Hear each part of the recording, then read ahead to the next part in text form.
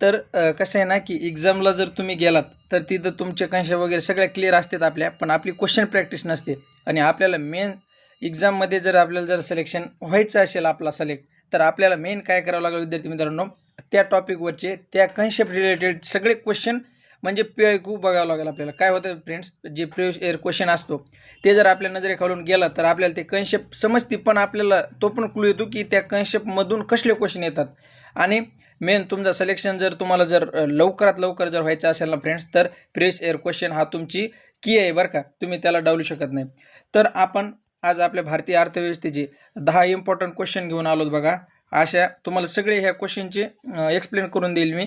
फक्त तुम्ही काय करा, कॉन्सन्ट्रेटने लेक्चर पहा. 5 ते 6 मिनिटाचा व्हिडिओ असेल आणि त्यात तुमचे सगळे कन्सेप्ट वगैरे संकल्पना क्लिअर होतील. तर MPSC, UPSC, तलाठी, पोलीस भरती आणि सर्व महाराष्ट्रातील सरळ सेवा करणाऱ्या विद्यार्थ्यांसाठी आपण हा चॅनल सुरू केला विद्यार्थी मित्रांनो, सगळ्याच्या सांगण्यावरूनच. तर आपण आपले आजचे क्वेश्चन प्रॅक्टिस स्टार्ट करू. तर पहिला असा क्वेश्चन आहे विद्यार्थी मित्रांनो, की भारतीय अर्थव्यवस्थेत डिसगुस्ड एम्प्लॉयमेंट म्हणजे, आता बघा डिसगुस्ड एम्प्लॉयमेंट म्हणजे छुपी बेरोजगारी बघा ही. म्हणजे आता कसं आहे, तुम्हाला मी याचं एक्झाम्पल देतो. ह्याचा आन्सर काय आहे, प्रायमरी म्हणजे प्राथमिक लेवलची बेरोजगारी. तर कशी विद्यार्थी मित्रांनो, जर आपल्याला आपल्या शेतात जर 2च व्यक्ती खातील एवढं उत्पन्न होत असेल आणि तिथं 10 व्यक्ती काम करतात, म्हणजे तो काम प्रॉपर 2च व्यक्तीचं आहे आणि तिथं 5-6 व्यक्ती तो काम करतात, मग तिथं बेरोजगारी आली विद्यार्थी मित्रांनो. जर 2 व्यक्तीचं काम असेल आणि 6 व्यक्ती काम करत असतील, 2 व्यक्तीचं काम असेल तो प्रॉपर आणि 6 व्यक्ती जर काम करत असेल, तर इथं चार जे व्यक्ती ते 4 व्यक्ती इथं बेरोजगारीमध्ये आले विद्यार्थी मित्रांनो. तसंच आहे, त्यालाच म्हणतात काय, डिसगुस्ड अनएम्प्लॉयमेंट. इंग्लिशमध्ये शब्द लक्षात ठेवतात, छुपी बेरोजगारी मराठीमध्ये. त्याच्यानंतर विद्यार्थी मित्रांनो, सेकंड नंबरचा क्वेश्चन, बेस इयर बदलल्याने GDP मध्ये काय परिणाम होतो. बघा आता बेस इयर, आधी आपण 2004-5चा बेस इयर होता आपला भारत देशाचा, नंतर आपण 2011-12 केला.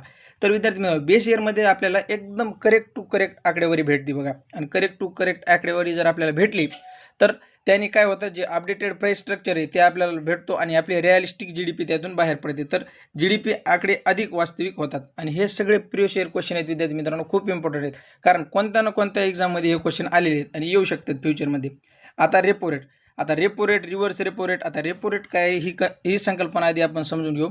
तर RBI कडून बँकांना स्वस्त पैसा दिला जातो आणि ह्याचा फायदा काय होतो माहिती आहे का, की नागरिकांना. आता बघा, RBIने जर दुसऱ्या बँकेना जर स्वस्तमध्ये कर्ज पैसे वगैरे दिले, तर ती बँक काय करेल, की जे प्राथमिक नागरिक आहे, शेतकरी वगैरे, त्यांना कर्ज स्वस्तात देईल आणि त्याच्यामुळं काय होईल फ्रेंड्स, कर्ज स्वस्त होईल.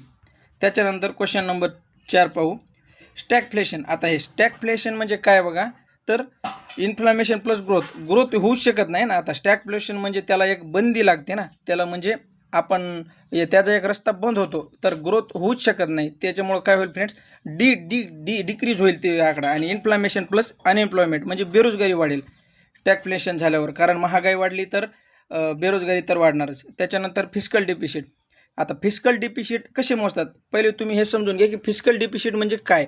आता विद्यार्थी मित्रांनो, काय असतं हे, सरकार दरवेळेस अर्थसंकल्प सादर करतो ना, तर त्यावेळेस त्यांना खर्च किती, जमा किती, हे त्याला हिशोब करावं लागतात. तर विद्यार्थी मित्रांनो, असं होतंय, एक एक्झाम्पल घेऊ आपण, की सरकारपाशी सध्या 10,000 रुपये आणि सरकारला तर आपल्याला आपला देश एकदम स्ट्रॉंग बनवायचं आहे, आपल्या देशाचा विकास करायचे, तर सरकारला किती, 12 रुपये पाहिजे आणि प्रॉपर सध्या सरकारकडे 10,000 रुपये आहेत. तर सरकार काय करतं विद्यार्थी मित्रांनो, हे 2 रुपये काय करतंय, कर्ज घेतंय दुसऱ्या बँकेकडून. त्यालाच काय म्हणतात, फिस्कल डेफिसिट म्हणजे राजकोषीय दूध, त्यालाच म्हणतात. त्याच्यानंतर विद्यार्थी मित्रांनो, आता तुम्हाला ह्याचा आन्सर करणार, total expenditure minus total receipt, borrowing वगळून, त्यालाच काय म्हणतात, फिस्कल डेफिसिट.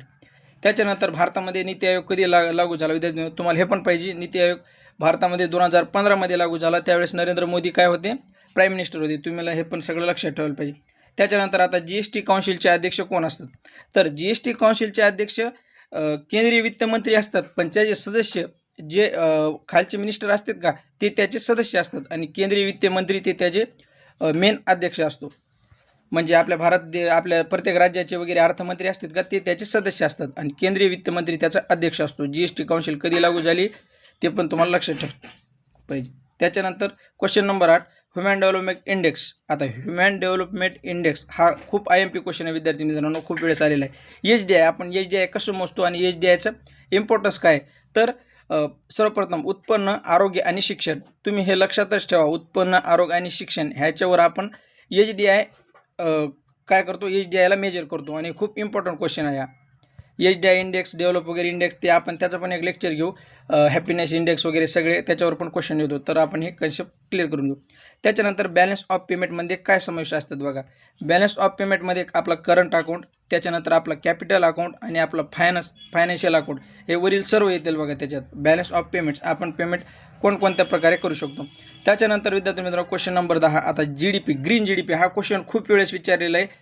तर ग्रीन GDP म्हणजे काय विद्यार्थी मित्रांनो, तर पर्यावरणीय नुकसान वजा केलेली GDP. म्हणजे आपण जी GDP आपण डेव्हलप करतो, जो उत्पन्न आपल्याला भेटतो, तो उत्पन्न अशा गोष्टीने भेटतो की आपण आपल्या त्या उत्पन्नामुळे कोणत्याही पर्यावरणाला हानी नाही पोहोचली पाहिजे. तशा प्रकारे उत्पन्न म्हणजेच काय विद्यार्थी मित्रांनो, ग्रीन GDP. तर हे आपले 10 IMP क्वेश्चन होते. आपल्याला ही सिरीज अशीच कंटिन्यू ठेवायची. तर प्लीज कमेंट करून सांगा की तुम्हाला व्हिडिओ वगैरे कसा वाटला आणि काही आणखी चेंजेस करायचे असेल तर सांगा.